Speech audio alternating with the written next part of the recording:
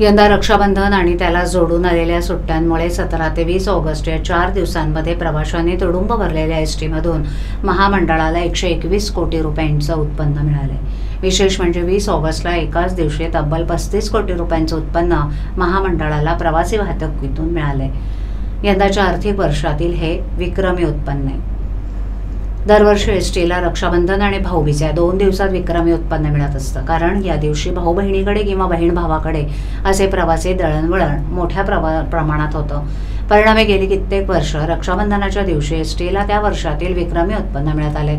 यंदा रक्षाबंधन आणि त्याच्या दुसऱ्या दिवशी एसटीला प्रवाशांची प्रचंड गर्दी झाली होती। रक्षाबंधनाच्या दिवशी म्हणजे सोमवारी 30 कोटी आणि दुसऱ्या दिवशी म्हणजे मंगळवारी तब्बल 35 कोटी रुपये उत्पन्न एसटीला मिळालं। या 2 दिवसात 1 कोटी 6 लाख प्रवाशांनी एसटीमधून सुरक्षित प्रवास केलाय।